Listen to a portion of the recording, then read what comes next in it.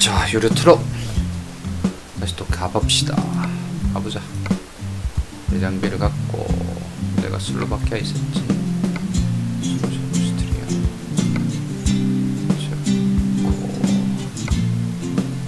좋고. 오유 앙금 도시네. 헝가리.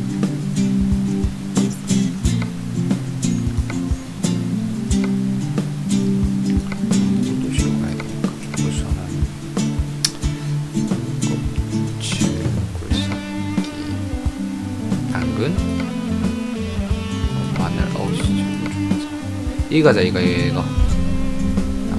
헝가리 쪽에. 오케이. 마늘 싣고. 이거 있나? 이거 없나?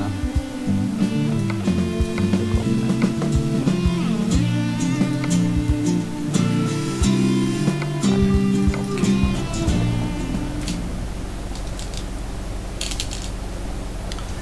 내비를 키고. 어느 집이야? 가야 되는 게.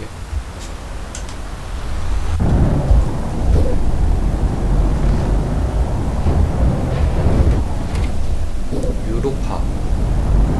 저 집에 갔어.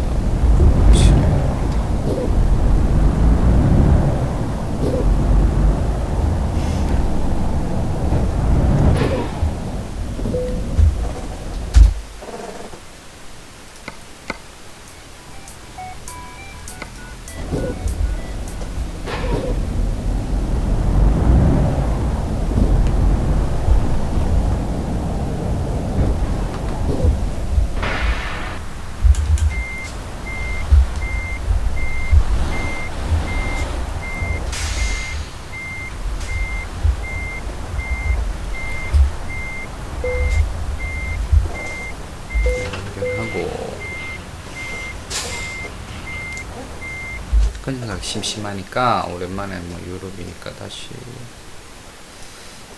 라디오를 한번 가볼까요?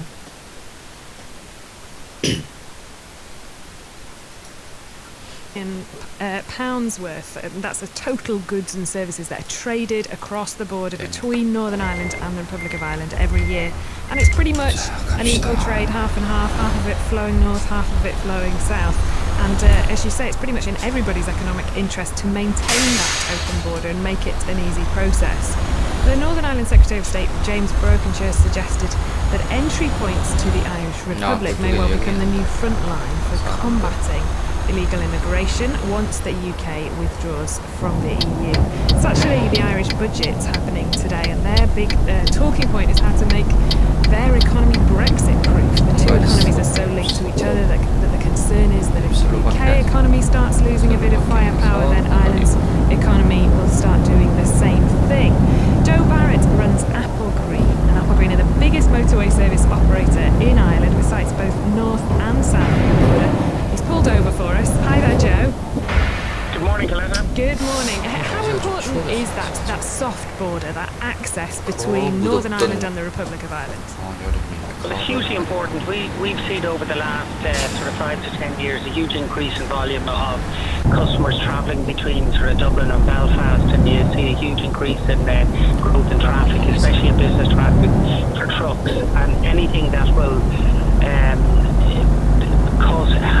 hamper that travel will increase cost of business and cost of operation, and that will then reduce customer confidence. So we would very much advocate a soft border and anything that will improve customer confidence. And you know yourself, when there's increased customer confidence, people buy more, they spend more, that will lead to increased employment, and it'll be good for both sides of the border. Do you really think people in the Republic would be prepared to see effectively UK security guards or customs checks at island ports and airports in order to keep that open land border? Well, you could draw a comparison to we have pre-clearance for the USA between the Dublin airport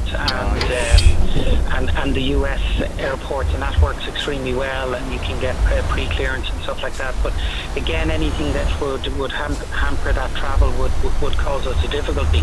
At the moment, the Dublin-London air route is one of the busiest in Europe, and there's huge traffic flows between both countries, so we have a lot of business between both countries. countries, and it's important that we don't do anything that would hamper that or hinder that business. We import a significant amount of product from the UK. The exchange rate is probably our biggest issue, and I think what's happening is because of the uncertainty of border controls, that's leading to uncertainty as well with what will happen with sterling, and it's just leading to a weakening of the currency. So that's making imports cheaper for us, which is impacting our Irish manufacturers and the exports over to the UK. So it's not good for Ireland's business and exporters in particular. Interesting. Rachel just mentioned a few moments there about the value of the pound. This morning it was down 0.6%. It's at $1.23 against the euro. It's down as well. But Joe, I suppose you're seeing a bit of an upside to that as well. When the pound is so weak like it is now, have you seen more travellers hopping north over the border to spend in new service stations in Northern Ireland? Well, I suppose we've business on both sides. The main impact, I suppose, we would have seen is that we've cheaper imports coming in because it's obviously cheaper for us to buy for products from the north and from the UK. That's the main area we've seen it at the moment. Our product is something that you buy kind of every day of the week, so we don't tend to see a huge spike. It's not like some of the people travel for, so we haven't noticed it as of yet. In for our business.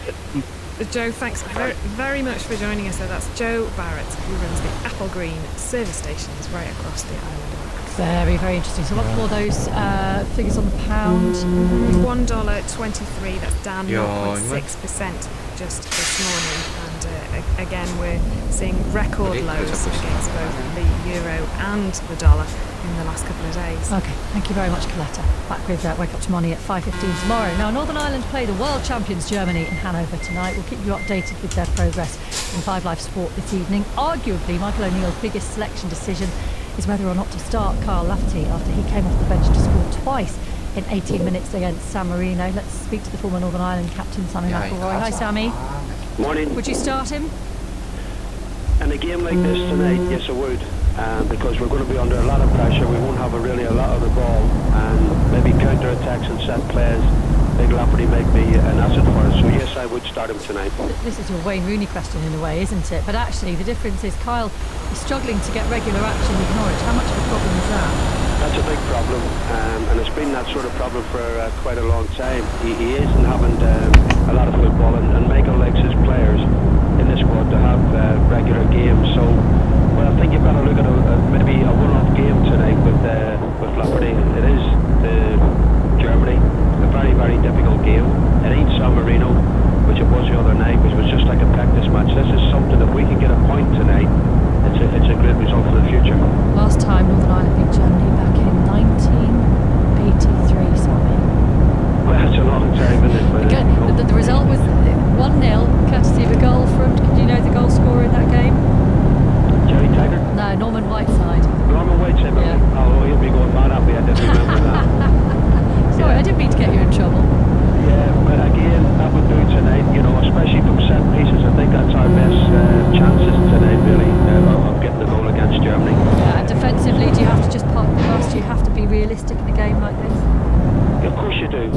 That's why I think Germany, they had a good win against Czechoslovakia 3-0, so they're going in with confidence. Can our goalkeeper play the way he played in the Euros again and stop everything? That's what we can. Fingers crossed. Thanks, Sammy.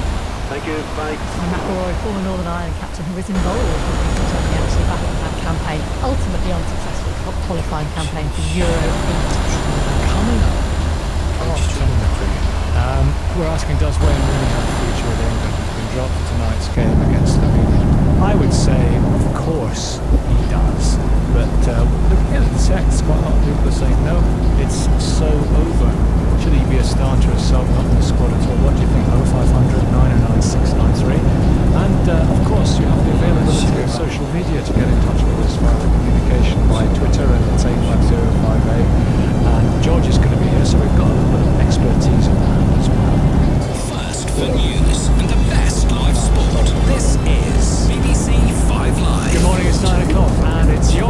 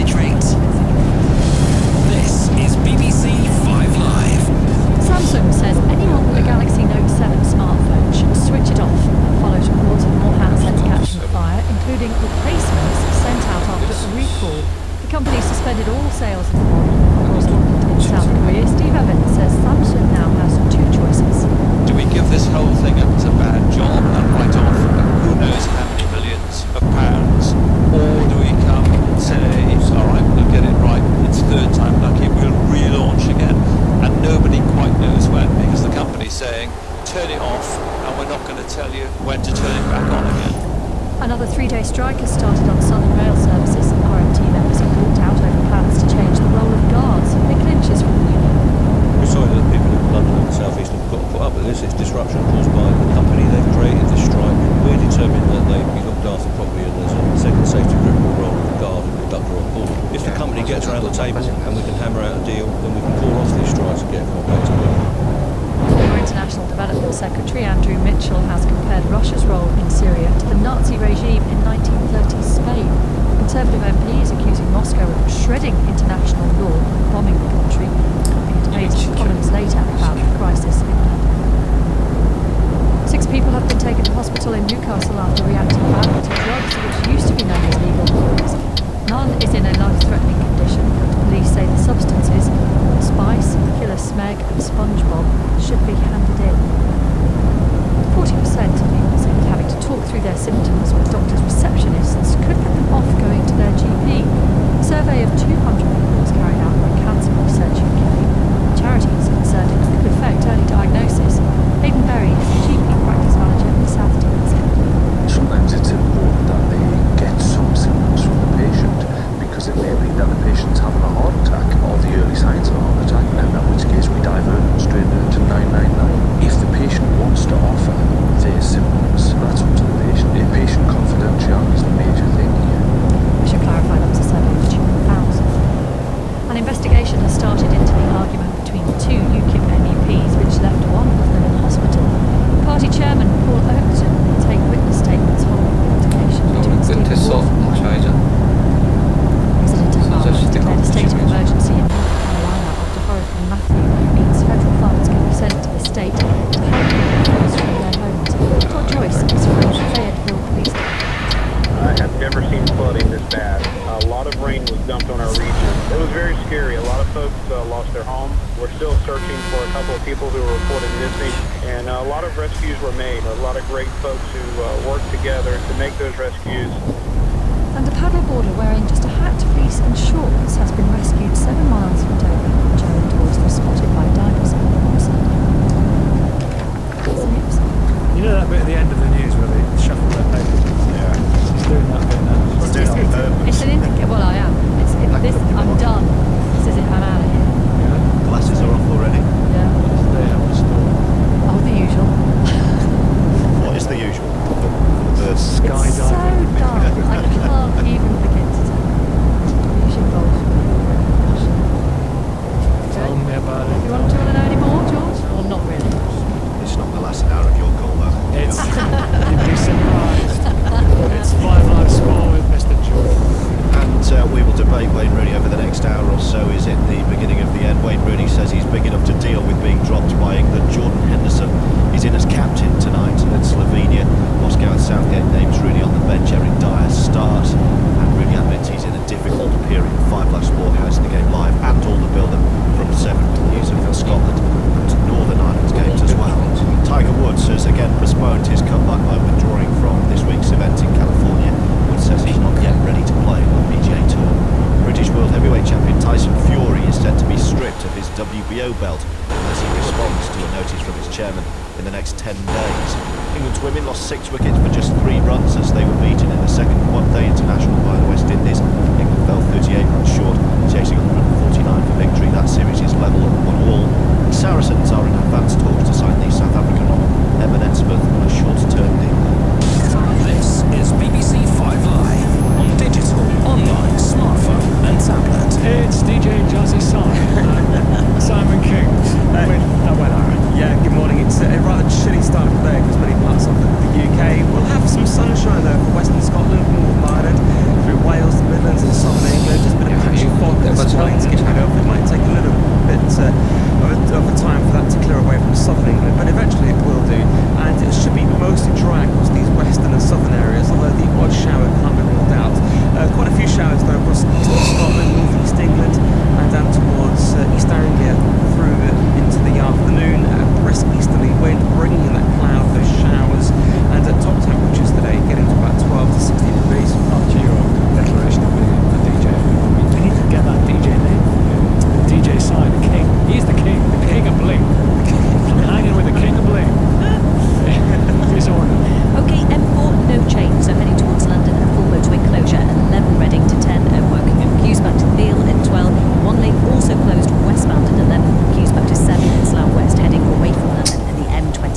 so no change, no recovery going on just as yet either, but hollow circle signs are the ones you need to follow for the diversion.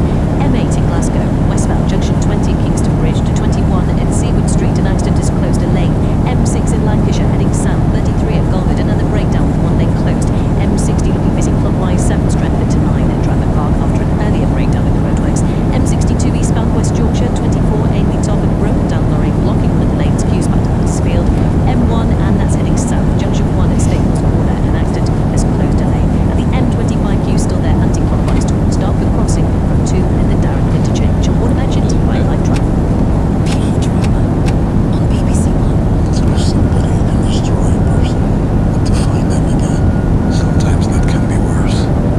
The Missing returns. Do you know the name Alice Webster? She was abducted in 2003. Yesterday, she came back. She walked right into the middle of the town square. What's happened to her, Sam? Where has she been? What's going on about this? No one can hide the truth forever. The Missing. Wednesday night at 9 on BBC One. Right, Wayne Rooney, we're going to speak to two very fine writers. Victor and John Cross, they're there, ready to go. Morning, gentlemen. George Riley and Chris in Brighton. Hi, Chris. Hey, good morning. Morning, You're Wayne. talking about me, you're fine, right? Well, a wordsmith you may be. What are your words on Rooney? Gotta go. Game over. See you later, Wayne. Gotta go. He's done nothing since 2004. Where was that? He was in Croatia or something. That was in. It's brilliant, brilliant. But since then, he's just become this. He's done nothing. What has he done? He scored goals against Macedonia in qualifying. Great, a decent championship striker would do that. He's done nothing. He hasn't turned up. And my theory is that his agent, who has said, "Look, play for England, become the England captain. Great for your profile." And that's that. But unfortunately, the England football team is not a platform for people to raise their profile. It's a very, very serious, we're a footballing nation and we care. That's why he's getting booed. Because it's not just him, it's the selection process, it's the way that he talks he's like this robot, he comes out and talks to the media and it's just like, he's been trained to speak in this kind of, sort of anodyne way that doesn't tell anybody anything. And, he's got to go and he hasn't done anything. So you think that press conference yesterday from Rooney, his decision to do that, was to raise his profile rather than... No, it's because he's, if he'd come out and said, "I'm gutted," do you know what, I'm gutted and I don't want to be dropped, I want to play. But he doesn't, he comes out and he says, I'm really... and it's like, you're not saying anything. He's judged by higher standards. He's judged by a completely different calibration and measurement. He's a brilliant player. He can always... He is. I've seen him play. He's absolutely fantastic. It's the closest thing to Gascoigne we've ever had. Do you remember when he burst onto the scene? It was this guy is a phenomenal. I've seen him play, Nicky. I think he's incredible. He's absolutely phenomenal. He's one of the best players, but he doesn't do it for England. He doesn't care. He doesn't sing the national anthem. He's not interested. This is harsh. This is very harsh. But it's true. I'm going to bring John Cross and Harry Winter. Hello, John. Hello, good morning. Good to have you on. Good to talk to you again. It's been a while. What do you think? Yeah, I suggest that he hasn't done it for England. But I'd agree with the point that he was underperformed in tournament. Yes, we remember obviously being sent off in 2006 when England probably had their best chance of a major trophy in the World Cup. But conversely against that, England's record goal scorer, with that easy outcomes, he stands alone now. And arguably can still be a player for England. What I think has changed now, I think this does mark the beginning of the end, because until now he always had this aura of being untouchable because he was such a wonderful player. I think the whole thing about him being dropped back into midfield, he's just not a midfielder for me. He doesn't justify his place now. He's been a wonderful player for England. Will go down in my mind without question, despite obviously the lack of trophy. He's one of England's all-time greats because he's on course still. I think he'll remain part of the squad and make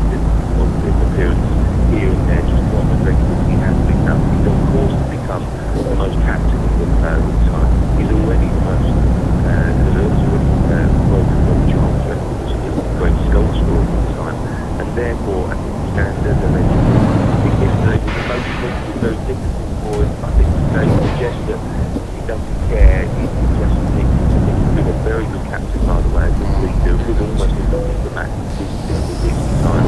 And yesterday I could see that he was absolutely hurting. Really cut up and distraught by the How big a statement is this by Gareth Southgate? Oh, I think it's huge, and I do admire it for it because I think most of the nation probably feels it's the right thing to do. I think Rooney's been a brilliant player, a wonderful player, certainly for England. But I do think that just that is that midfielder, and I think on Saturday that can't really run the show. It's going to be taken out by the Henderson diet access will give was a bit more natural midfield presence. I also think that they'll move the ball quicker, but it just shows to me that they're no longer untouchable. I think credit to Southgate, I think he handled it yesterday brilliantly.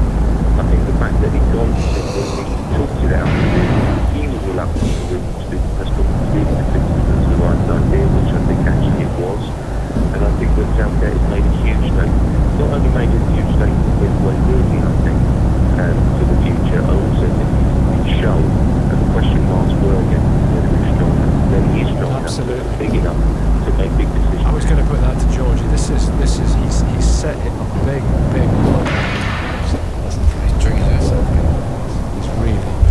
he's come out and proved his mettle. Well, also the turnaround between last week when he gave his first press briefing, he was asked about the captain, and he came straight at him. Wayne Rooney's still captain. He's an obvious leader, he's an inspirational character, and then the following week drops him from the team. But there's a big difference here, I echo what John was saying. There's a big difference between the end and the beginning of the end. It's clearly the beginning of the end because he's been dropped. But that's not to say this is the end. We're having an hour-long phone-in here. We're at risk of signing off the career of a guy who could still win the match. He's going to come on tonight and score the winner, right? I mean, that could happen. And then, a couple of injuries, he's back in the team. He's not out of the squad, he's just not been picked. Tonight, we have this exact same debate before, at the start of and during the Euros, when we're sat outside that brasserie, Nicky, in Marseille, and in Paris by the Pompidou Centre, and in Lille at that youth hostel where we were broadcasting. We had the same debate every morning. I think we actually agreed by the end of the Euros, Rooney was one of England's better performers during an admittedly awful tournament. But he was one of England's better performers. Jordan Henderson was one of the most criticised players in that England squad during the summer.